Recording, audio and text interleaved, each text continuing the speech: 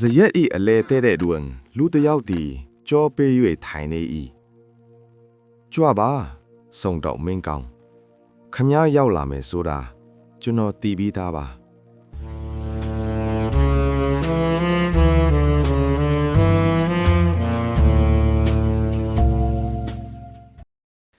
အခန်း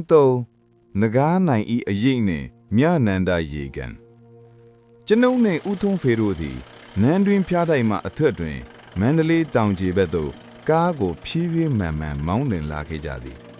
နေမင်းသည်အနောက်ဘက်သို့ရိုင်စပြုနေပြီဖြစ်သဖြင့်နန်းမြို့ရိုးအုပ်နေကြီးများမှရွှေရောင်တန်းလျက်ရှိနေ၏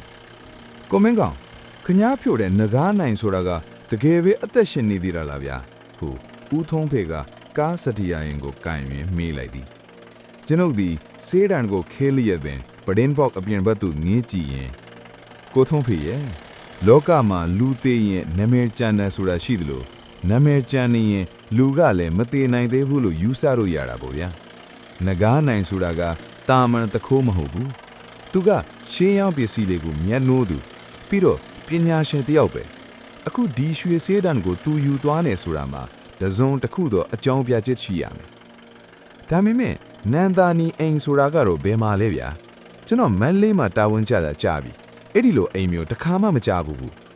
ကျွန်ုပ်ကအตาရပြုံးလိုက်မိပြီဒါကတော့ကိုထုံးဖေရဲ့နဂါးနိုင်ကစာထဲမှာနန္ဒာနီအိမ်လို့ရေးခဲ့တာဟာအိမ်လိပ်စာကိုဖေးတာမဟုတ်ဘူးဘဟေလိတစ်ခုပေးလိုက်တာဗျာခမည်းမှတ်မိလားပြတိုက်ထဲကမှန်သေးတာအုပ်မှာကျွန်တော်တို့တွေ့ခဲ့တဲ့တစ်သားစာလေးကနန္ဒာနီသားလေးအဲ့ဒီတစ်သားကိုဘယ်နေရာတွေမှာအထုံးများသလဲဆိုတာစဉ်းစားကြည့်စမ်းပါဦးဦးထုံးဖေကခဏမျှစဉ်းစားပြီးတော့နန္ဒာနီဆိုတာဖျားเจ้าကန်တွေမှာသုံးတာများတယ်ဗျပြီးတော့မြနန္ဒာရေကန်သားကရှီအောင်ဇီယကီမှာနန္ဒာနီသားနဲ့ထင်းထွားထားတဲ့ပန်းပူလက်ရတွေရှိတယ်လို့ကျွန်တော်ကြားဘူးတယ်အတိအကျပဲကိုထုံးဖေကဲမြနန္ဒာရေကန်ဘက်ကိုမောင်းပြတော့ဗျာကျွန်ုပ်တို့ရေကန်သားတို့ရောက်တော့အခါနေဝင်ရီရော့အချင်းတို့ရောက်ရှိနေပြီဖြစ်သည်ရေကန်အနီးရှိဟောင်းနွမ်းနေသောဇီယက်ပြက်ကီတစ်ခုသည်ညမောင်ရိပ်သေးတွင်ထူးခြားစွာတည်ရှိနေ၏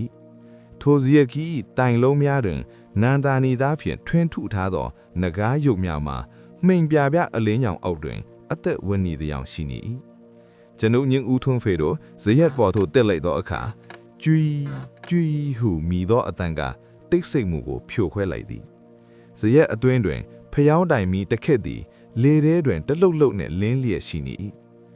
ကိုမင်းကောင်ဟိုမှာကြည့်စမ်းဦးထွန်းဖေကအလှန်တကြားညွန်ပြသည်